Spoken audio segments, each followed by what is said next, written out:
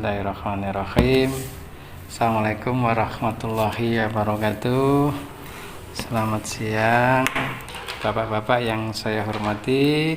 Syukur Alhamdulillah pada pagi hari ini kita masih diberikan nikmat luar biasa, nikmat sempat dan nikmat sehat, sehingga pada siang hari ini kita bisa melaksanakan kegiatan terkait tugas dari asesor terkait dengan sekolah penggerak. Maka dari itu, sebelum kita mulai, marilah kegiatan presentasi ini mari kita buka dengan bacaan basmalah. Bismillahirrahmanirrahim. Perlu Bapak-bapak ketahui bahwa terkait dengan presentasi tugas pada siang hari ini, yaitu yang pertama pembukaan, yang kedua yaitu ice breaking, kemudian kedua pemaparan pendidikan yang memerdekakan. Sebelum kita masuki ke materi, maka kita ice breaking dulu dengan menyanyikan lagu Garuda Pancasila. 1, 2, 3. Garuda Pancasila, akulah pendukungmu, patriot proklamasi, setia berkorban untukmu. Pancasila dasar negara, rakyat adil makmur santosa, pribadi bangsaku, ayo maju, maju, ayo maju, maju, ayo maju, maju. Terima kasih, tepuk tangan Bapak-bapak. Bapak-bapak yang saya hormati, sekarang kita memasuki materi, yaitu pendidikan yang memerdekakan. Nah, itu pelaksanaan in-house training pada SDN Ngaglik 1. Nah, gambaran materi seperti ini Bapak-bapak, yaitu pendidikan yang memerdekakan. Itu ada dua, yaitu pendidikan zaman kolonial dan pendidikan menurut Ki Hajar Dewantara. Pendidikan zaman kolonial, itu bagaimana pendidikan zaman kolonial itu, ya nanti di materi ada. Kemudian juga bagaimana pendidikan menurut Ki Hajar Dewantara. Jadi di sini nanti ada namanya persamaan dan perbedaannya. Nah, pendidikan Ki Hajar Dewantara ini adalah pengajar sesuai dengan capaian yang kita akan tuju nanti. Pendidikan yang memerdekakan yaitu pendidikan zaman kolonial. Tujuan pendidikan zaman kolonial adalah untuk menguntungkan usaha para kolonial itu sendiri. Mereka hanya memberikan pendidikan pada rakyat terbatas pada baca, tulis, hitung, sekedarnya saja, supaya mempunyai pengetahuan dasar calistung untuk dimanfaatkan kolonial menjadi budak mereka, dan tetap tujuannya adalah keuntungan. Jadi kalau di zaman kolonial, kalau kita mencermati, ini adalah pendidikan yang diberikan hanya terbatas, ya. Jadi hanya sekedar diberikan pemahaman atau pengetahuan yang sangat terbatas sekali, hanya baca, tulis, hitung saja, mungkin itu.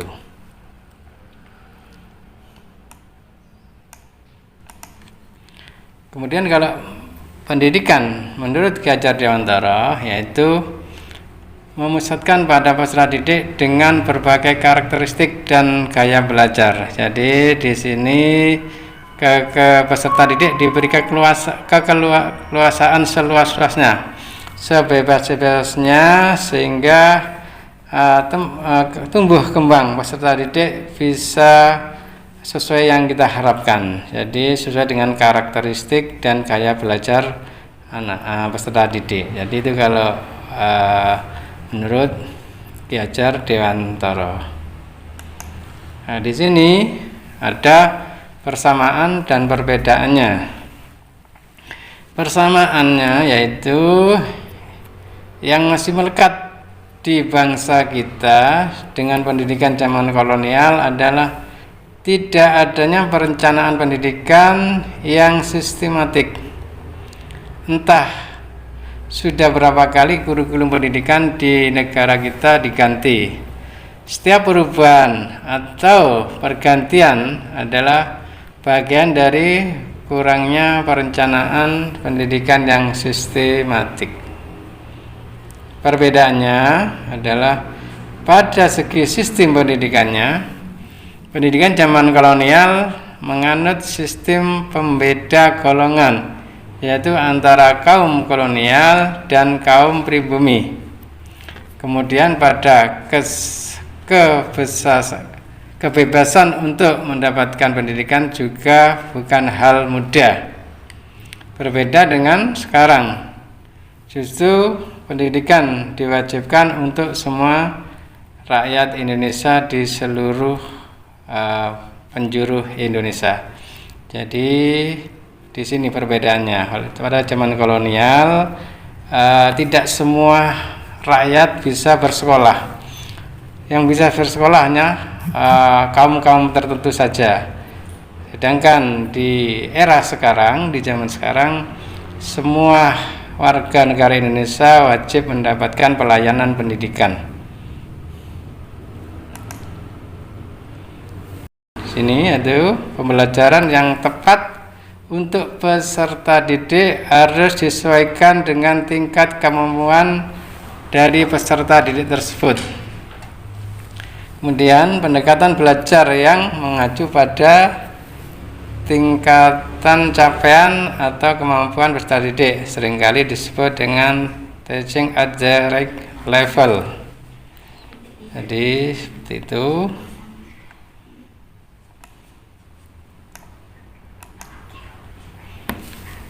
Kita lanjutkan pendekatan untuk merancang pembelajaran, maka kita melakukan segala upaya kita untuk berpusat pada peserta didik.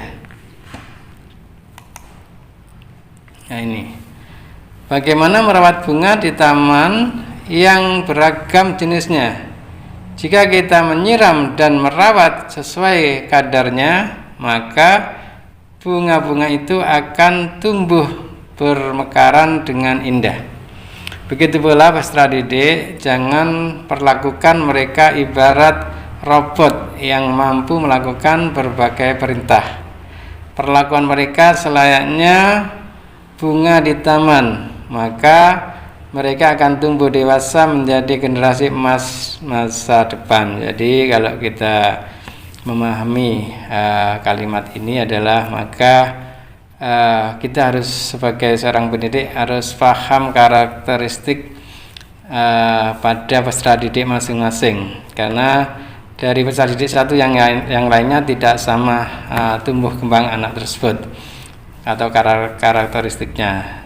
Juga latar belakang keluarga juga sangat-sangat mempengaruhi. Maka dari itu kita harus benar-benar bisa memahami karakteristik anak dalam peserta didik masing-masing. Mungkin itu Bapak-bapak yang saya sampaikan. Mungkin ada tanggapan, kami persilakan. Saya mencoba untuk menanggapi tentang persamaan dan perbedaan pendidikan di Indonesia. Yang pertama tentang persamaan, bahwa sepanjang perjalanan pendidikan kita dari kurun waktu ke waktu, ketika pergantian pemerintah, kemudian pergantian menteri, maka kebijakan juga berganti, sehingga kurikulum demi kurikulum terus selalu berganti. Dan kita merasakan bahwa memang sistem pendidikan di negara kita dirasakan kurang sistematik. Kemudian tentang perbedaan bahwa pendidikan pada zaman kolonial memang diarahkan untuk mempersiapkan tenaga yang bisa membantu pemerintah kolonial untuk bidang pekerjaan tertentu.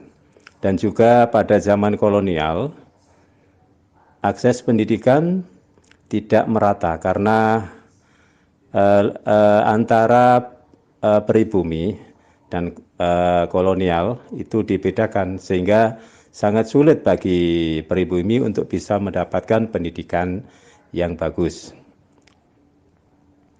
Sedangkan untuk saat ini, akses pendidikan terbuka bagi semua pihak, bagi semua anak-anak di kelas reguler maupun kelas khusus di sekolah inklusi, semua mendapatkan akomodasi yang baik. Dan ini yang menjadi perkembangan baik pada dunia pendidikan di negara kita, terutama dengan adanya pendidikan yang memerdekakan ini. Sekian Bapak, terima kasih. Jadi mungkin itu Bapak pemaparan kami atau presentasi kami. Mudah-mudahan apa yang saya sampaikan bisa menambah wawasan bagi kita semua, sehingga ke depan sekolah penggerak bisa berjalan sesuai dengan kita harapkan dan bisa membuahkan hasil yang maksimal. Kurang lebihnya saya mohon maaf. Wabillahi taufiq wal hidayah. Wassalamualaikum warahmatullahi wabarakatuh.